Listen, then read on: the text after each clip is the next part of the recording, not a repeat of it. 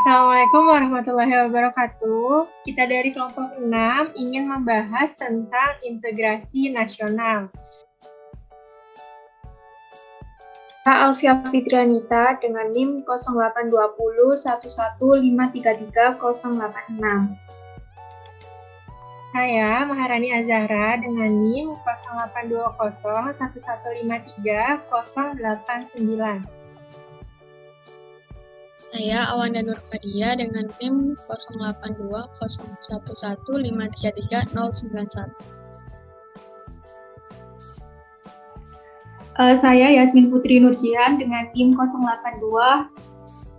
082011533094. Saya Rizky Amelia dengan NIM 082011533095. Integrasi nasional adalah usaha dan proses mempersatukan perbedaan-perbedaan yang ada pada suatu negara, sehingga tercipta keserasian dan keselarasan secara nasional. Seperti yang kita ketahui, Indonesia merupakan bangsa yang sangat besar, baik dari kebudayaan ataupun wilayah. Dari satu sisi, hal ini membawa dampak positif bagi bangsa karena kita bisa memanfaatkan kekayaan alam Indonesia secara bijak dan mengelola budaya-budaya yang melimpah untuk kesejahteraan rakyat.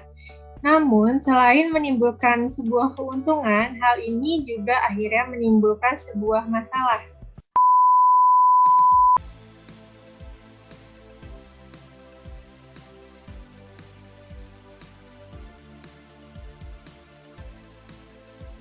Teror bom yang terjadi beberapa waktu lalu di Surabaya dan Sidoarjo sempat menghebohkan masyarakat Indonesia, di mana dalam kasus tersebut banyak gereja-gereja dan beberapa tempat di daerah Surabaya dan Sidoarjo terkena aksi teror bom tersebut. Serangan di Surabaya tidak banyak menunjukkan pergeseran perempuan dalam tindakan terorisme, tetapi juga keterlibatan keluarga dalam aksi teror. Kasus semacam ini tidak hanya terjadi di Surabaya dan Sidoarjo beberapa waktu yang lalu, namun juga sudah terjadi di banyak tempat seperti Bali, Makassar, dan beberapa tempat lainnya. Selain itu, kita juga dapat melihat semakin hari jumlah terorisme bukan semakin menurun, akan tetapi malah semakin bertambah dari tahun ke tahun. Mirisnya banyak dari generasi muda yang juga ikut di dalam gerakan terorisme ini.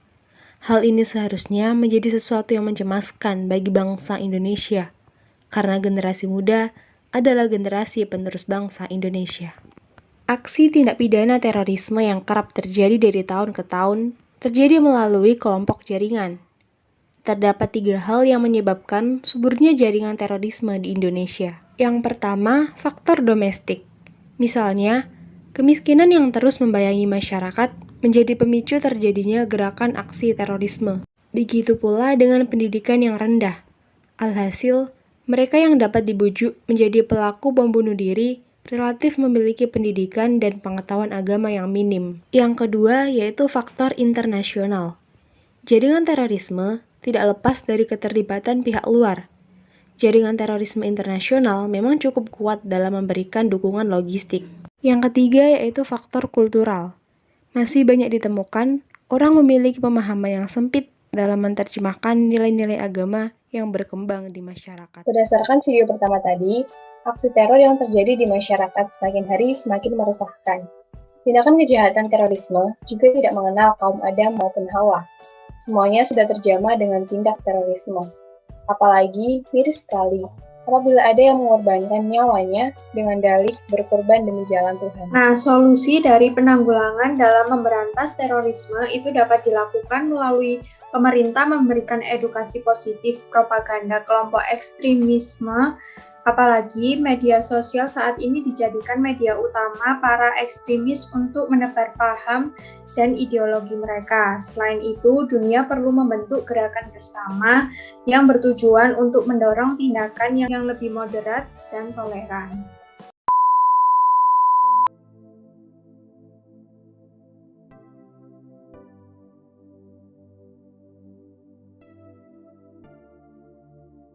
Indonesia adalah negara pengguna internet terbanyak ke-6 di dunia. dengan pengguna aktif internet sebanyak 88,1 juta pengguna internet. Selain itu, Indonesia juga pengguna Facebook terbanyak keempat di dunia setelah USA, India, dan Brazil. Tidak heran jika masyarakat banyak mengandalkan internet sebagai sumber informasi. Sayangnya, kebebasan di internet cukup banyak hoaks yang tersebar dengan cepat di sekitar kita. Apa itu hoaks? Hoaks adalah informasi palsu yang dibuat seperti nyata agar dipercayai luas sebagai fakta. Intinya, hoaks adalah kebohongan. Hoaks didesain untuk menyebar dan menjadi viral. Misalnya, hoaks menyebar melalui media penyebaran email, status atau tweet, artikel di web, atau broadcast message pada aplikasi chat. Lalu, bagaimanakah kita bisa mengidentifikasi hoaks? Pertama, hoaks biasanya memiliki judul yang heboh dan membuat penasaran. Hoaks juga paling sering ditemukan pada konten dengan muatan agama, politik, tokoh terkenal, juga peristiwa yang sedang hangat diperbincangkan. Selain itu, foto atau video yang digunakan biasanya berkualitas rendah dan tidak murni karena telah diedit. Tak lupa juga kata-kata yang provokatif dan terdapat unsur mengemis, like and share.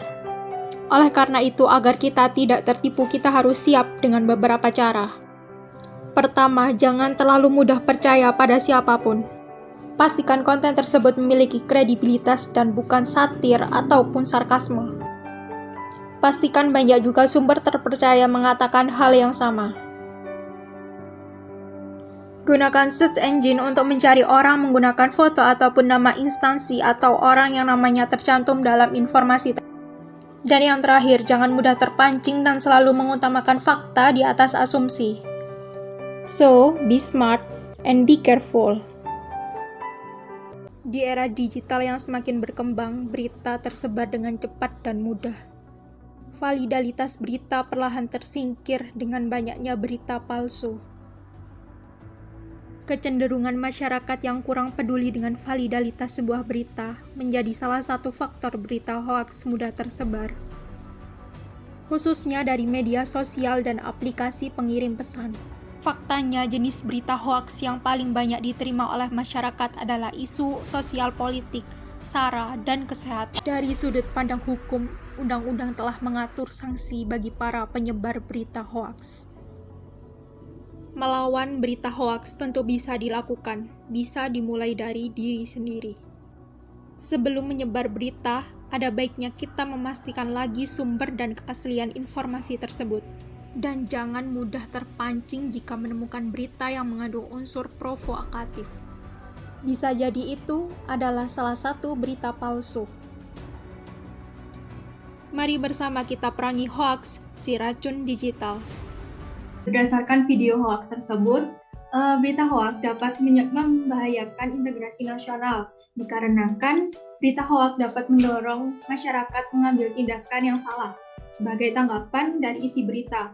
Akibatnya, terjadi konflik sosial di tengah masyarakat serta hilangnya rasa saling percaya antara anggota masyarakat.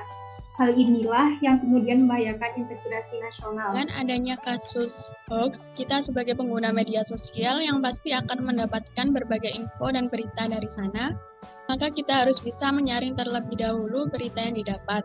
Dan yang pasti kita tahu cara mengatasi berita hoax di media sosial. Yang pertama yaitu dengan hati-hati dengan judul yang provokatif. Ditulisnya judul yang provokatif tidak selalu menggambarkan isi berita. Cari antisipasinya dengan cara mencari berita yang serupa dari sumber lain, terutama dari media yang kredibel. Yang kedua, cermati alamat situsnya. Penyebar hoax biasanya dipastikan tidak terdaftar di Dewan Pers sebagai institusi media resmi di Indonesia. Kita bisa cek situs tersebut di kolom data pers. Yang ketiga yaitu periksa fakta.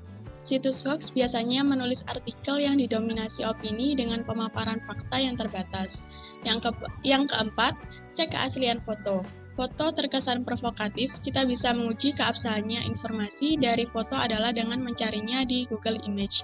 Yang kelima yaitu ikut serta grup di diskusi anti-hoax. Kita bisa bergabung di grup atau komunitas anti-hoax. Oke, dari video tadi kita dapat menyimpulkan bahwa integrasi nasional sangat diperlukan oleh negara Indonesia. Karena dari integrasi nasional dapat mempersatukan perbedaan-perbedaan yang ada di Indonesia. Sehingga tidak adanya konflik perpecahan yang terjadi karena perbedaan semata. Walaupun Indonesia berbeda-beda suku, ras, bangsa, dan budaya, tetapi tetap Indonesia. Indonesia adalah negara yang satu, yang mempunyai satu tujuan untuk memakmurkan negara Indonesia. Oke, diharapkan untuk teman-teman semua agar kita bisa mengetahui solusi-solusi apa saja yang bisa kita ambil untuk mencegah dampak buruknya. Oke, sekian presentasi dari kelompok kami. Kurang lebihnya mohon maaf apabila ada kesalahan. Terima kasih. Wassalamualaikum warahmatullahi wabarakatuh. Dadah. Ini udah ini bisa ditutup. Dadah. Makasih semuanya. Semangat kerjaan tugasnya. Terima kasih Terima kasih semuanya. Terima kasih semua. Terima kasih. Terima kasih semuanya.